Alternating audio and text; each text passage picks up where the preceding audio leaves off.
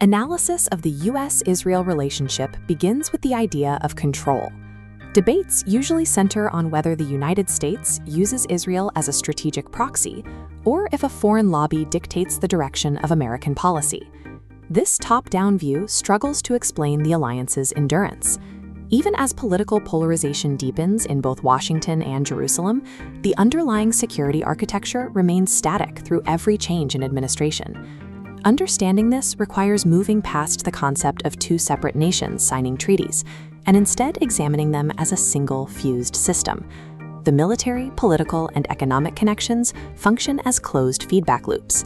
Benefits and capital flow out through one sector, only to be routed immediately back to their source. Analyzing these structural mechanisms, rather than political rhetoric, provides a framework for how the relationship remains constant over 7 decades. At the start of the military loop, the United States provides Israel with $3.8 billion in annual military aid. This capital is structurally recycled. A condition of the aid requires Israel to spend nearly 100% of it on military equipment manufactured by American defense contractors. This turns foreign aid into a recurring subsidy for the U.S. industrial sector. Corporations like Lockheed Martin and Boeing are incentivized to maintain the alliance, as it secures billions in guaranteed domestic revenue. Technological innovation also returns to the Pentagon. The Arrow 3, a system designed to intercept threats outside the atmosphere, was jointly developed and funded, transferring battle-tested engineering directly back to the U.S. military. Integration reaches into the intelligence sector.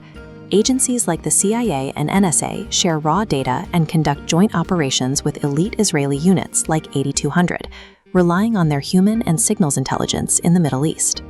This loop creates a self-sustaining circuit, funding U.S. defense jobs while supplying the American military with regional intelligence and missile technology. In Washington, pro-Israel lobbying groups focus on relationship building with newly elected members of Congress, often sponsoring trips to Jerusalem to shape their foreign policy perspective early in their careers.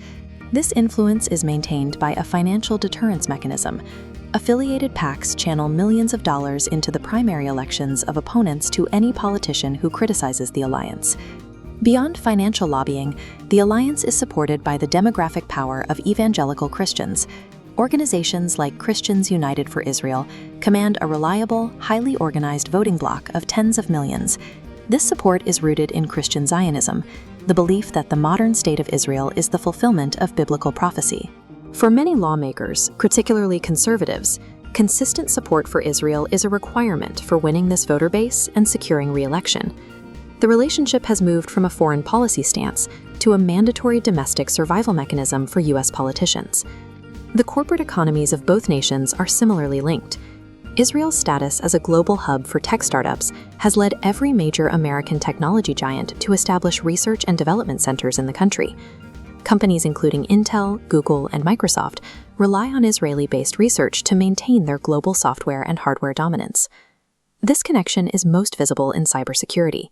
Veterans from elite Israeli military cyber units often go on to found top-tier firms like Check Point and Palo Alto Networks.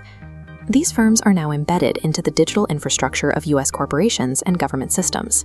The digital economies are fused. The security of American data depends on a talent pipeline starting in the Israeli military. Pulling back reveals the full macro system. Military subsidies, political survival mechanisms, and economic pipelines all operating in tandem.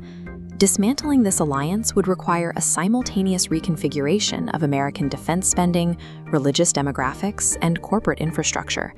A decoupling would force U.S. defense contractors into bankruptcy, alienate a massive portion of the domestic electorate, and destabilize American cybersecurity. The U.S.-Israel relationship is more than a geopolitical partnership.